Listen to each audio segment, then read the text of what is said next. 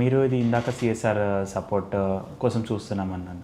So ఎట్లాంటి support చూస్తున్నారు ma'am? And in terms of ఎలాంటి వర్క్ మీరు చేయాలనుకుంటున్నారు, దానికి సిఎస్ఆర్ సపోర్ట్ ఎలా కావాలనుకుంటున్నారు? సో ఈరోజు మేము ప్రపోజ్ చేసే కూడా ఒక హోలిస్టిక్ డెవలప్మెంట్ చూస్తున్నామండి. హోలిస్టిక్ డెవలప్మెంట్ ఎందుకు అంటున్నామంటే, మీరు ఒక particular village as a area తీసుకున్నా సరే, ఒక గ్రామ పంచాయతీ తీసుకోండి, whatever it is there, అక్కడ మనకి ఏం కావాలి అనేది ఫస్ట్ అనలైజ్ చేసి, అక్కడ విమెన్ ఎట్లా ఉన్నారు, ఫార్మర్స్ ఎలా ఉన్నారు, రిలేట్ చేయాలి కంపల్సరీ. ఎందుకనంటే మోస్ట్ ఆఫ్ ద ఫార్మింగ్ మనం విమెన్తోనే చేపిస్తాం, బట్ యాజ్ అ ఫార్మర్ మనకు రిప్రజెంట్ చేసేది మళ్ళీ ఒక మ్యానే వస్తారు. That is one thing which is very sorry to say. పనులన్నీ ఏమో విమెన్ చేస్తున్నారు అక్కడ, ఫార్మర్ అనగానే కనిపించేది మాత్రం ఒక పాగా వేసుకుని లేకపోతే పని చేసుకుని ఒక జుబ్బా వేసుకుని వీళ్ళనే చూపిస్తారు. సో ఆ ట్రాన్సిషన్ కావాలి.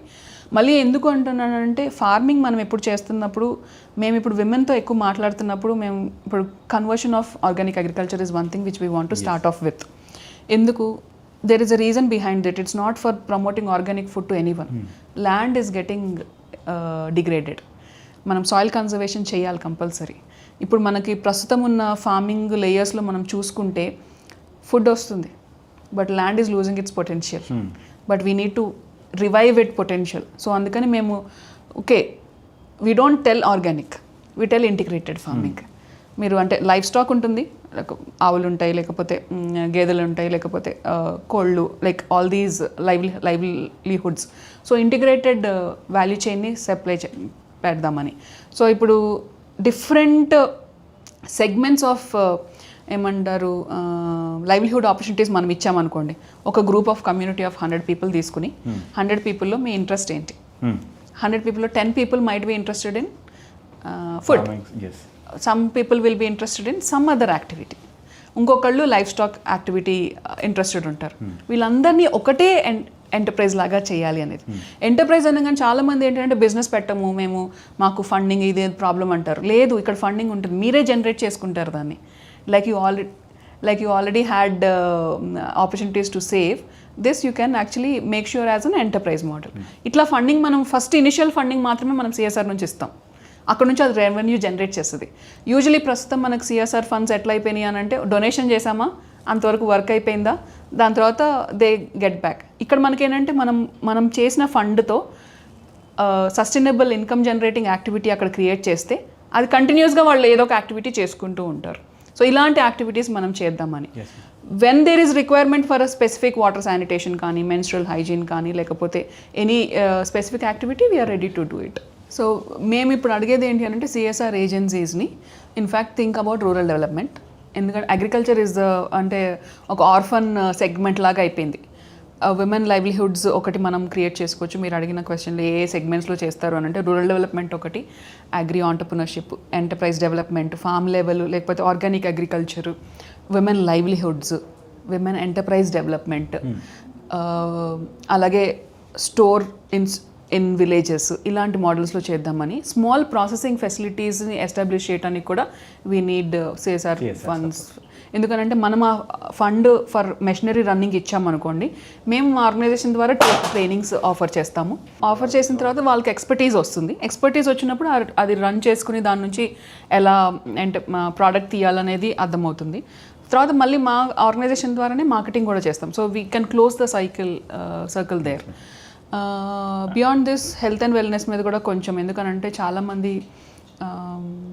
పిల్లల్ని బయటకు పంపించేశారు. So they need that medical facilities, like medical units లాగా కొన్ని వాటి మీద కూడా కాన్సన్ట్రేట్ చేద్దామని అనుకుంటున్నాం. ఎందుకంటే కొన్ని డివైసెస్ అక్కడ ఇచ్చి ఒక పర్సన్ని అక్కడ మనం ట్రైన్ చేసి, MLT ట్రైనింగ్ సంథింగ్ ఏదైనా ట్రైనింగ్ తీసుకుని వాళ్ళని అక్కడ పెట్టామనుకోండి, they will feel much more confident. ఇప్పుడు ప్రస్తుతం ఉన్న రూరల్ ఏరియాస్లో ఉన్న వాళ్ళు ఏంటి అంటే, మెడికల్ ఫెసిలిటీస్ అయితే ఇంకా మనం ఆ స్టేజ్కి వెళ్ళలేదు. Government is not able to push. వాళ్ళు మళ్ళీ ఏదో ఒక టౌన్కి వచ్చి చూపించుకోవాల్సి వస్తుంది. బేసిక్ మనకి ఫస్ట్ ఎయిడ్ మెడిసిన్ లేకపోతే ఎమర్జెన్సీ కేర్ వరకు వాళ్ళు అక్కడ చేసుకోగలుగుతారన్న కాన్ఫిడెంట్లో ఉంటే they will be more happy and healthy. భయంతోనే చాలామంది దే ఆర్ గెటింగ్ సిక్ అనే ఫీలింగ్లో ఉన్నాం ఇప్పుడు చాలామంది. ఇప్పుడు ఇన్ఫ్యాక్ట్ నేను మా పేరెంట్స్ వెళ్తానంటే కూడా, నో మీరు వెళ్ళటానికి లేదు, మీరు ఇక్కడే ఉండండి.